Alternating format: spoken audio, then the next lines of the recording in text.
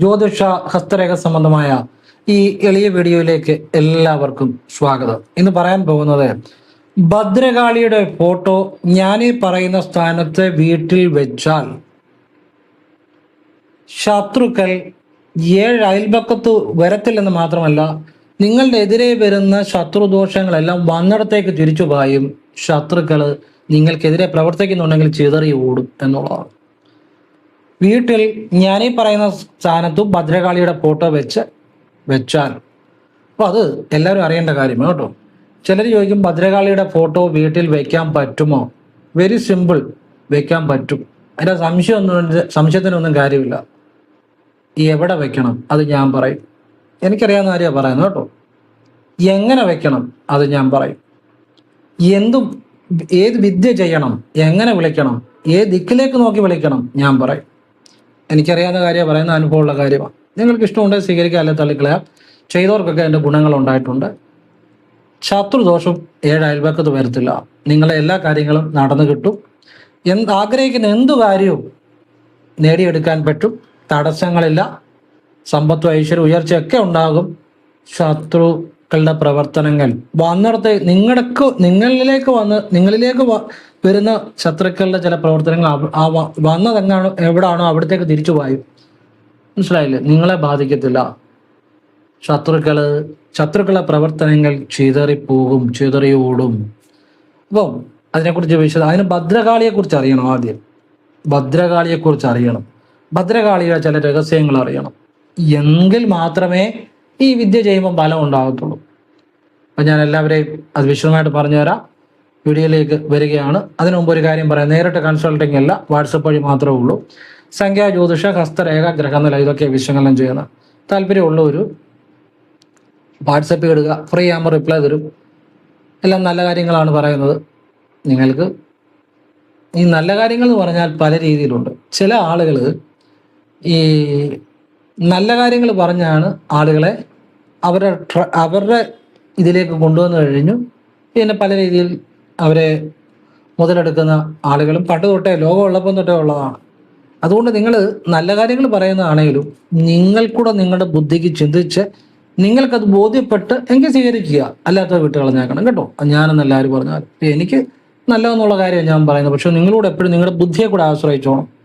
പലരും ഈ നല്ലത് പറഞ്ഞുകൊണ്ടാണ് മുന്നോട്ട് വരുന്നത്. പക്ഷെ പലപ്പോഴും കാണുന്നത് പിന്നീട് ആളുകളെ ചൂഷണം ചെയ്യും, അവരെ മുതലെടുക്കുന്നൊക്കെ സാഹചര്യം. നമ്മൾ ഒരു ആ ശിവനെ വിളിച്ച് ജീവിക്കുന്ന ആളാണ്. നമ്മളുടെ പ്രവൃത്തിയും പറച്ചിലും എല്ലാം ഒരുപോലെ. നിങ്ങൾക്ക് ആവശ്യമുണ്ടെങ്കിൽ നിങ്ങൾ ചെയ്തോണം. നല്ലതാണ് പറയുന്നത്, ഇല്ലേ ചെയ്യണ്ട. ക്ഷേത്രത്തിലേക്കുള്ള ലളിതമായ കാര്യങ്ങളെ പറയുന്നുള്ളൂ. നല്ല കാര്യങ്ങളാണ് ഞാൻ പറയുന്ന കാര്യങ്ങൾ. ഒരു ജീവിതത്തിൽ ഐശ്വര്യം ഉണ്ടാകുന്നത് മാത്രമല്ല, മോക്ഷദായകമായിട്ടുള്ള കാര്യങ്ങളാണ്. ഞാനൊരു ശിവയോഗിയാണ്. എൻ്റെ പുറകെ നടക്കണമെന്നോ, എന്നെ ഗുരു എന്ന് വിളിച്ച് പുറകെ നടക്കണമെന്നോ, ഇവിടെ ഗുരുവും ശിഷ്യനും കളിയൊന്നുമില്ല. നല്ലത് പറയും. നിങ്ങൾക്ക് ആവശ്യമുണ്ടെങ്കിൽ ചെയ്യുക, അല്ലെങ്കിൽ ചെയ്യണ്ടെന്നേ, വിട്ടേക്കണേ. നല്ല കാര്യങ്ങളല്ല. പിന്നെ ഒരു തവണ വഴിപാട് ചെയ്തുകൊണ്ടൊന്നും ഒരു മാറ്റം ഉണ്ടാകാൻ പോകുന്നില്ല. ഏതൊരു സാധാരണക്കാരനും ചെയ്യാൻ നല്ല കാര്യങ്ങളെ പറയത്തുള്ളൂ. അത് ആവശ്യം ഉണ്ടെങ്കിൽ ആവർത്തിക്കണം, ഇല്ല ചെയ്യണ്ടെന്നേ, അത്രയേ ഉള്ളൂ. വേറെ കാര്യമൊന്നുമില്ല. സത്യസന്ധമായ നല്ല ഈശ്വര്യമായ അറിവുകളാണ്, ദിവ്യജ്ഞാനമാണ്. അതുകൊണ്ട് തന്നെയാണ് ഓരോ ദിവസം കഴിയുന്നതോറും വീഡിയോ വ്യൂസ് കുറഞ്ഞു വരുന്നത്. നല്ല കാര്യങ്ങളായതുകൊണ്ടാണ്. അതാണ് എൻ്റെ ഒരു ഉറപ്പെന്ന് പറയുന്നത്. അതിങ്ങനെ കുറഞ്ഞു വരുന്നത്. പിന്നെ നല്ല കാര്യങ്ങൾ പലപ്പോഴും ആളുകൾക്ക് ഒരു താല്പര്യം കാണത്തില്ലൊരു. മനുഷ്യനെ കുഴി ചാടിക്കുന്നതും അല്ലെങ്കിൽ പൊട്ടത്തരങ്ങളും അല്ലെങ്കിൽ ഒരു കാര്യമില്ലാത്ത കാര്യങ്ങളും, പിന്നെ നല്ല കാര്യങ്ങൾ പറയുന്നവരും ഉണ്ട്. പക്ഷേ എങ്കിലും ആളുകൾക്ക് പലപ്പോഴും നല്ല കാര്യങ്ങളുടെ ഒക്കെ ഒരു കാര്യങ്ങൾ പറയുമ്പോൾ ആളുകൾ പലപ്പോഴും കാണാറില്ല. അതാണ് അതിൻ്റെ അകത്തെ കാര്യം. അപ്പം കാണുമോ കാണാതിരിക്കുകയോ അവനവൻ്റെ കാര്യം. ഞാൻ പറഞ്ഞതേ ഉള്ളൂ. എനിക്കറിയാവുന്ന നല്ല അറിവുകളാണ് പറഞ്ഞു തരുന്നത്. ആവശ്യമുള്ളവർ കാണുക, ഇല്ലാത്തവർ കാണേണ്ട, അത്രയേ ഉള്ളൂ. എല്ലാവരും ഈശ്വരൻ അനുഗ്രഹിക്കട്ടെ. എല്ലാവരുടെയും ജീവിതത്തിൽ നന്മ ഐശ്വര്യം ഉണ്ടാകട്ടെ. ഈശ്വരൻ എന്ന് പറഞ്ഞാൽ നന്മയാണ് കേട്ടോ. ഞാൻ ഈ നല്ല കാര്യം പറയുന്നതുകൊണ്ട് തന്നെയാണ് എൻ്റെ ജീവിതത്തിൽ ഒരുപാട് ഈശ്വരാനുഗ്രഹങ്ങൾ ശിവഭഗവാന്റെ ലഭിക്കുന്നുണ്ട്. എനിക്ക് മിക്കവാറും വെള്ളിയാഴ്ചകളിൽ തുമ്പപ്പൂ സമർപ്പിക്കാൻ എനിക്ക് കിട്ടാറുണ്ട്. അവർ കൊണ്ടുതരുന്നതാണ്. ഇതൊക്കെ സാധിക്കുന്ന വെച്ചാൽ ഭഗവാൻ തരുന്ന അനുഗ്രഹങ്ങളാണ്. കാരണം ഞാൻ അതുപോലുള്ള നല്ല കാര്യങ്ങളാണ് പറഞ്ഞു തരുന്നത്. പിന്നെ ഒരാൾക്ക് നമുക്ക് ഭക്ഷണം വായിക്കൊണ്ട് വെച്ച് കൊടുക്കാൻ പറ്റത്തില്ല. ഒരാൾക്ക് നമുക്കൊരു വഴിയെ പറഞ്ഞു കൊടുക്കാൻ പറ്റത്തുള്ളൂ. ഈ വഴിയെ പറഞ്ഞു കൊടുക്കാൻ പറ്റത്തില്ല. നമുക്കത് ഒരാൾക്കൊരു വഴി പറഞ്ഞു കൊടുക്കുക എന്നുള്ളതാണ്. പിന്നെ അത് ചെയ്യുകയോ ചെയ്യാതിരിക്കുക അവനവൻ്റെ ഭാഗമാണ്. ഈശ്വരൻ എല്ലാ പക്ഷികൾക്കും ആഹാരം കൊടുക്കുന്നുണ്ട്, പക്ഷെ വായി കൊണ്ട് വെച്ച് കൊടുക്കാറില്ല. കണ്ടെത്താനുള്ള ബുദ്ധിയാണ് കൊടുക്കുന്നത്. നമ്മളും അത്ര ചെയ്യുന്നുള്ളൂ, വഴിയാണ് കാണിച്ചു കൊടുക്കുന്നത്. അത് നല്ല രീതിയിൽ പ്രയോജനപ്പെടുത്തി നമ്മളുടെ പരിശ്രമം കൂടെ ഉള്ളവർക്ക് അത് പ്രയോജനപ്പെടും. എല്ലാവരും ഈശ്വരൻ അനുഗ്രഹിക്കട്ടെ. നേരിട്ട് കൺസൾട്ടിങ് ഇല്ല, വാട്സപ്പ് വഴി മാത്രമേ ഉള്ളൂ. സംഖ്യാ ജ്യോതിഷം, ഹസ്തരേഖ, ഗ്രഹനില ഇതൊക്കെയാണ് ചെയ്യുന്നത്. ആവശ്യമുള്ളവർ ചെയ്യുക, അല്ലാത്തവർ ചെയ്യേണ്ട. വാട്സപ്പിൽ മെസ്സേജ് ചെയ്താൽ എൻ്റെ ശ്രദ്ധയിൽപ്പെട്ടാൽ ഞാനതിന് റിപ്ലൈ തരും. ചെയ്യുന്ന എങ്ങനെയാണെന്ന് പറയും. നല്ല കാര്യം മാത്രമേ പറയത്തുള്ളൂ. പിന്നെ ഇനി ചെയ്താൽ നാളെ ഫലം കിട്ടുമെന്നൊന്നും വിചാരിച്ച് ചെയ്യരുത്. ചിലപ്പോൾ ആവർത്തിക്കേണ്ടി വരും. നമ്മുടെ വിശ്വാസം അവിടെ കൊടുക്കുന്ന ഒരു വിശ്വാസമുണ്ട്, അത് ശരിയല്ലെന്നുണ്ടെങ്കിൽ ചിലപ്പം കൂടുതൽ ആവർത്തിക്കണം. ചിലർക്ക് നേരത്തെ തന്നെ ഫലം കിട്ടാം. പിന്നെ നമ്മളതോടൊപ്പം പരിശ്രമിക്കുകയും ചെയ്യണം. അങ്ങനെയുള്ളവർ ചെയ്യുക, അല്ല അതൊരു ചെയ്യേണ്ട, അത്രേ ഉള്ളൂ. എല്ലാവരും ഈശ്വരൻ അനുഗ്രഹിക്കട്ടെ. ഓം കൃഷ്ണായ നമഃ. ശിവോഹം ഞാൻ വിശദമായിട്ട് പറഞ്ഞുതരാം. ഭദ്രകാളിയുടെ ഫോട്ടോ വീട്ടിൽ എവിടെ വയ്ക്കണമെന്നുള്ളത്. ഭദ്രകാളിയുടെ ഫോട്ടോ വീട്ടിൽ വെക്കാം. അത് എന്തുകൊണ്ടാണ്? ഭദ്രകാളിയാണ് എല്ലാം. ഭദ്രകാളിയിൽ ഇല്ലാതൊരു വിദ്യയില്ല, ഭദ്രകാളി ഇല്ലാതൊരു അറിവില്ല, ഭദ്രകാളി ഇല്ലാതൊരു ജ്ഞാനമില്ല. ഭദ്രകാളി ദിവ്യമാതാവാണ്. അമ്മ ബ്രഹ്മസ്വരൂപിണിയാണ്, പരബ്രഹ്മം തന്നെയാണ്. അപ്പോൾ അത് ആദ്യം മനസ്സിലാക്കുക. അങ്ങനെ മനസ്സിലായാൽ നമുക്ക് മനസ്സിലാകും ഭദ്രകാളിയുടെ ഫോട്ടോ വീട്ടിൽ വെക്കാമെന്ന്. മനസ്സിലായല്ലോ? അപ്പം എവിടെ വെക്കണം? നിങ്ങളുടെ വീടിൻ്റെ കിഴക്കേ ഭിത്തിയിലോ പടിഞ്ഞാറേ ഭിത്തിയിലോ എവിടെ വേണേലും വെക്കാം. കിഴക്കോ പടിഞ്ഞാറോ ഭിത്തി വെക്കാം. കിഴക്കേ ഭിത്തി വെച്ചാൽ നല്ലതാണ്, പടിഞ്ഞാറേ ഭിത്തി വെച്ചാലും നല്ലതാണ്. എൻ്റെ അഭിപ്രായത്തിൽ കുറച്ചുകൂടി പവർഫുള്ളായിട്ട് ഞാൻ കണ്ടിരിക്കുന്നത് കിഴക്കേ ഭിത്തി വെക്കുന്നതാണ്, പടിഞ്ഞാട്ട് നോക്കിയിരിക്കുന്നതാണ്. മനസ്സിലാവുന്നുണ്ടോ? പിന്നെ നേരെ പടിഞ്ഞാറേ ഭിത്തിയും വെക്കാം, പക്ഷേ കിഴക്കേ ഭിത്തി വെക്കുന്നതാണ് കുറച്ചുകൂടി നല്ലതായിട്ട് കണ്ടിരിക്കുന്നത്.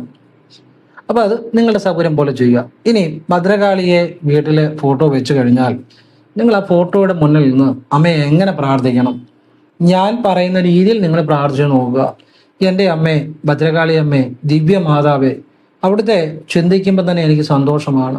അവിടുന്ന് ദിവ്യമാതാവാണ് എന്ന് പ്രാർത്ഥിച്ചിട്ട് ഓം കാളി കാളി മഹാകാളി ഭദ്രകാളി നമസ്തുതേ കുലം ച കുലധർമ്മം ച മാം ച പാലേ പാലയ. ഇത് ഇടതുകാലം മുന്നോട്ട് വെച്ച് പ്രാർത്ഥിക്കണം. പറ്റുവാണെങ്കിൽ ഇടത് കൈ ഇടനെഞ്ചിൽ കൂടെ തൊട്ടാൽ നല്ലതാണ്. അങ്ങനെ പ്രാർത്ഥിച്ചിട്ട് അമ്മയോട് വീണ്ടും പറയണം, അമ്മേ ഭദ്രകാളി അമ്മേ, അവിടുത്തെ ചിന്തിക്കുമ്പം തന്നെ, അവിടുത്തെ ഓർക്കുമ്പം തന്നെ എനിക്ക് സന്തോഷമാണ് അമ്മേ.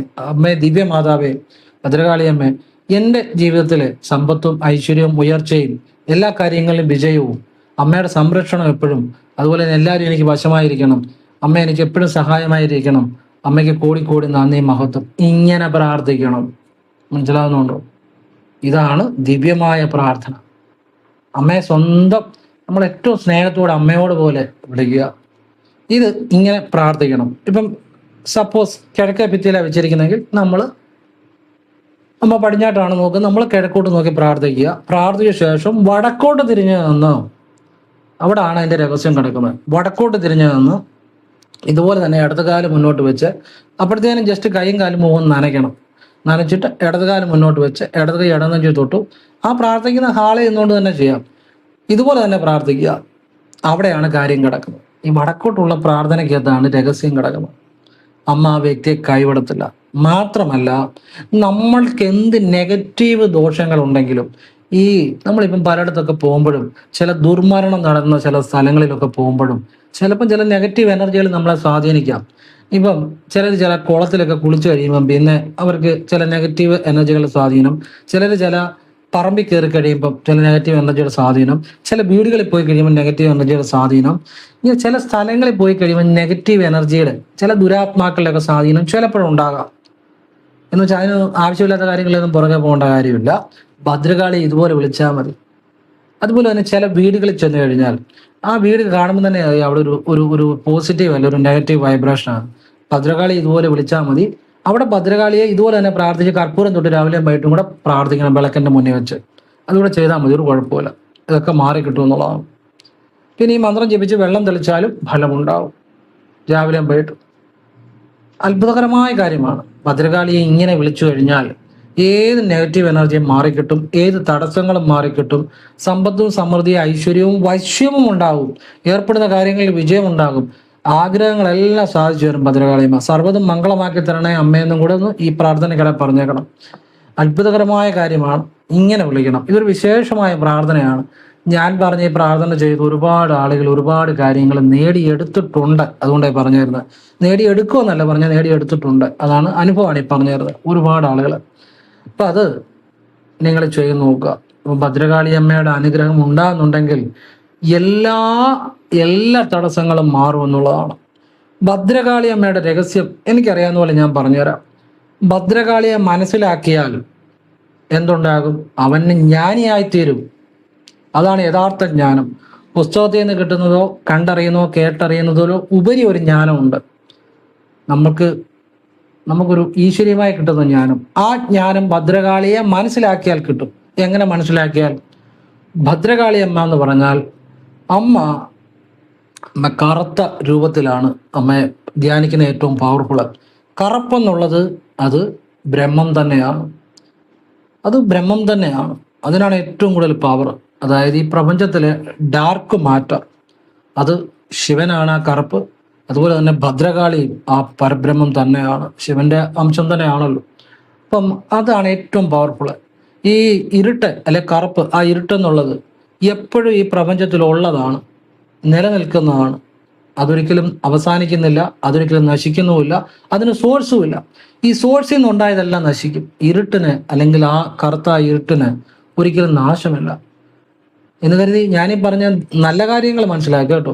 ഇതൊക്കെ ഈ പല കാര്യങ്ങളും പല രീതിയിലും പലരും പറയും. പക്ഷെ നമ്മൾ നല്ല കാര്യങ്ങൾ മനസ്സിലാക്കി നല്ലതിനെ മാത്രം ഫോളോ ചെയ്യണം കേട്ടോ. മനസ്സിലായില്ലേ? അപ്പോഴേ നല്ല ഫലങ്ങളുണ്ട്. അതെല്ലാം ഇത് ഞാനെല്ലാം നല്ല കാര്യങ്ങളാണ് പറയുന്നത്. ഇന്ന് ഏറ്റവും കൂടുതൽ ചൂഷണം ചെയ്യപ്പെടുന്ന ആത്മീയത അതുകൊണ്ട് പറഞ്ഞതാണ്. അപ്പം നല്ല രീതിയിൽ മനസ്സിലാക്കുക, നല്ലതിനെ മാത്രം ഫോളോ ചെയ്യുക. അപ്പം ഭദ്രകാളി അമ്മയെ നമ്മൾ ഏറ്റവും കൂടുതൽ പ്രീതിപ്പെടുന്നത് നമ്മുടെ മനസ്സിലെ ദിവ്യമായ സ്നേഹം കൊണ്ടാണ്. ഭദ്രകാളി അമ്മ ഏറ്റവും കൂടുതൽ പ്രീതിപ്പെടുന്നത്. ഞങ്ങളൊക്കെ യോഗികളുടെ ആ ശിവരാജ്യോ അല്ലെ ശിവയോഗം ചെയ്യുന്നവർ തന്നെയാണ്. ചെറുപ്പത്തിലെ ക്രിയാകുണ്ടലും പ്രാണായാമം സ്വീകരിച്ചതാണ്. ഞാൻ നാദാ പരമ്പരയുടെ ഭാഗം തന്നെയാണ്, ഗുരുവിൽ നിന്ന് സ്വീകരിച്ചതാണ്. അപ്പം എൻ്റെ അറിവാണ് ഞാൻ പറഞ്ഞത്. അതായത് Yogananda Paramahansa autobiography of A യോഗി പുസ്തകങ്ങൾ മേടിക്കാനൊക്കെ കിട്ടും. യോഗാനന്ദ പരമഹംസ ക്രിയായോഗയുടെ വലിയ ആചാര്യനാണ്. ഈ യോഗാനന്ദ പരമഹംസ ഭദ്രകാളിയുടെ വലിയ ഭക്തനാണ്. ദിവ്യ മാതാവേനാണ് വിളിക്കുന്നത്. അങ്ങനെയൊക്കെ അവർ പല കാര്യങ്ങളും അത്ഭുതകരമായ കാര്യങ്ങൾ ചെയ്തിട്ടുണ്ട്. അതെല്ലാം ഭദ്രകാളി ദിവ്യ മാതാവായിട്ടാണ് സങ്കല്പിക്കുന്നത്. പരിശുദ്ധമായ പ്രാർത്ഥന കൊണ്ട് മാത്രമാണ്, ഹൃദയത്തിന്റെ നന്മ കൊണ്ട് മാത്രമാണ് ആ വഴിയാണ് ഞാൻ പറഞ്ഞു തരുന്നത്. അപ്പം അത് നിങ്ങൾക്ക് ഉപകാരപ്പെടും.